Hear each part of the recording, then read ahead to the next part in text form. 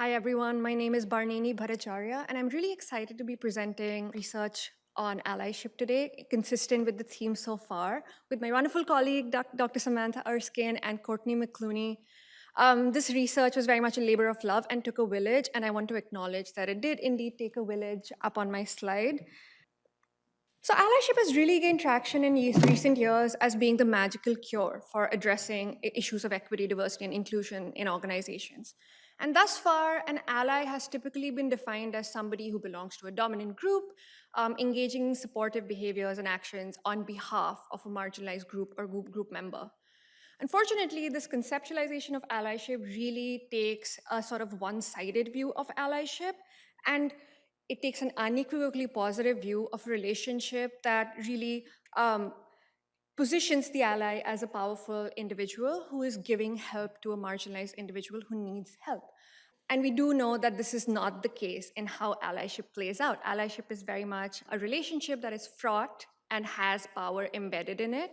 And we know even well-intentioned allyship is not always effective. Examples abound, such as posting black squares on your social media, posting the pride flag, which don't necessarily help the communities you're claiming to support. To examine these issues, we conducted an inductive qualitative study with 30 allied dyads of women of color and their nominated allies at work. So we essentially recruited 30 women of color and asked them to identify a peer at work whom they considered an ally. What was immediately interesting was that over 1/3 of our participants nominated other women of color as allies, forcing us to expand our definition of who can be considered an ally and where effective allyship happens. This is a lot going on in the model, but I'll focus on the kind of allied relationships that our participants forged at work based on gaps that we saw in how allies were enacting their allyship and the kind of expectations that beneficiaries had from them. And we see that there were different kinds of relationships being formed based on the gaps that existed. The first was this idea of fragile allyship, which primarily consisted of relationships between white women and women of color, and these were relationships where the ally did not have a keen understanding of what the beneficiary needed, and often felt a sense of insecurity and fragility in this relationship. As Chioma said, I would like it if Liz told our boss that Chioma came and presented so that he knows what it is I'm doing. I don't think she would go to her boss and do that advocacy.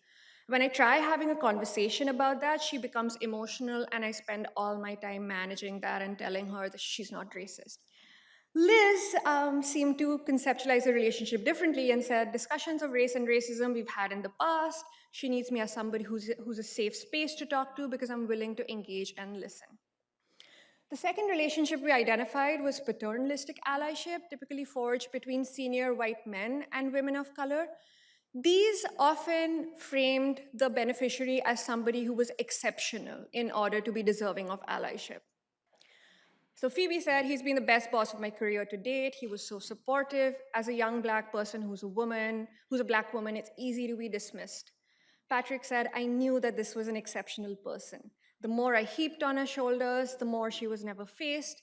I handed this $1 million project to her. I was thrilled to be able to do that because Phoebe was so much more enchanting as the face of the organization. And the third was what we called accomplice allyship. We found, interestingly, was typically forged between women of color. And so Charlotte, who was a Black woman, spoke about her ally and said, when I think of Violet, Violet is an East Asian woman. I think of going beyond because they're putting themselves at risk. She focuses on what I need when she sees an inequity and she names it, even if it puts her at risk. And Violet said that I have my own lived experience of dealing with racism and sexism, but her experience is not the same as mine. So she saw that there are relational differences in power and privilege, despite the fact that they were both women of color. It's not like I'm ignoring my racism, I saw the anti-Blackness. I just want to quickly highlight that relationships that were effective really saw power as relational and acknowledged power differences between the ally and the beneficiary, and were able to co-construct effective allyship and what that meant. Thank you.